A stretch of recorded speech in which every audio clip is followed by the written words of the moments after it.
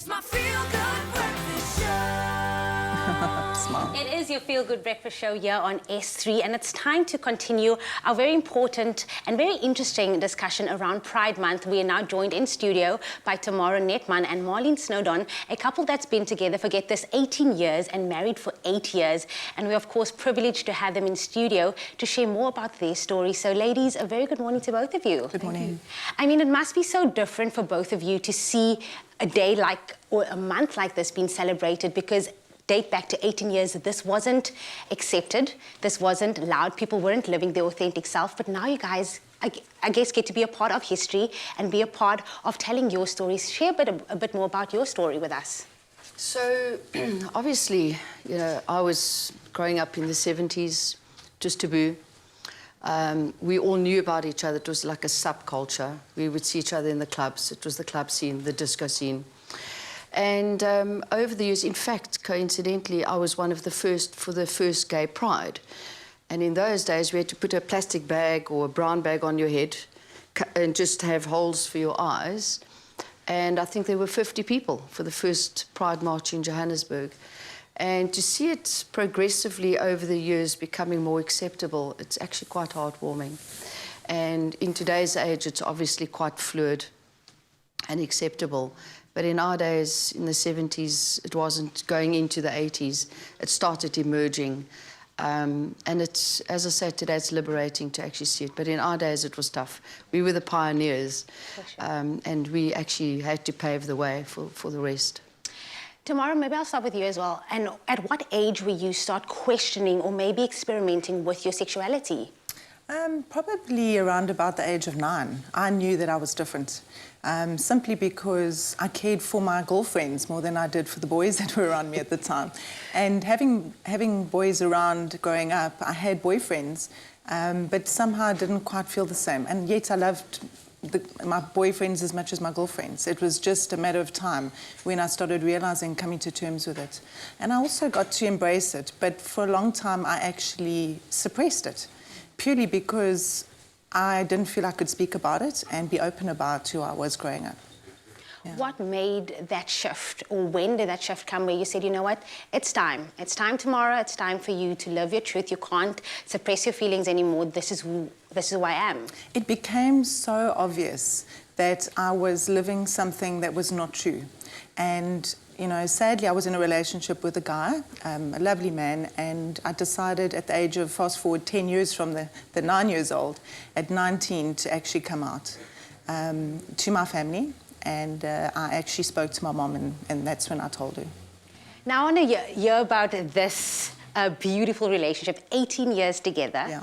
8 years married. Where did you guys meet? What was your story? We were friends initially.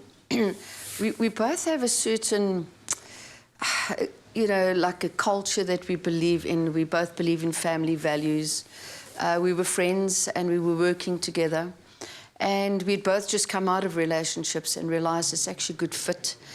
Getting to know each other first as friends and then moving on into a relationship. It was rocky at first because to have your best friend into a relationship. And then we just decided we wanted to build a legacy together and have it forever and ever. Please. So that's kind of where it started, and that's how we decided also down the line, things are only just improving. How about we solidify? It's now legal. Just get married. It was the natural next step, and yeah, it's the best thing ever. Looking back now, what would you tell yourself now in this space that you're in? Obviously, like you said, things have changed a lot, but obviously, looking back 18 years ago, it wasn't the same. What would you tell yourselves back now to what you guys went through back then? To when we started to where we are now, fussbait. And more importantly, you got to do what's right for each other. You will always have the naysayers. You will always have the people who are negative about any union for that matter. We've been through it. And I think today is also going to be a testimony to how many people are still going to be talking to us after we've come out. We would just say hang in there, be true to yourself, and live for what is right for the two of you. And if the people accept you, you embrace them into your life. And those that don't, you just wish them well. Let them live their life. Tamara, do you want to add on to anything for someone that is, you know, like you were at 9 years old, suppressed the feelings, didn't want to tell or share their journey with everyone else? What do you have for people like that that's watching right now?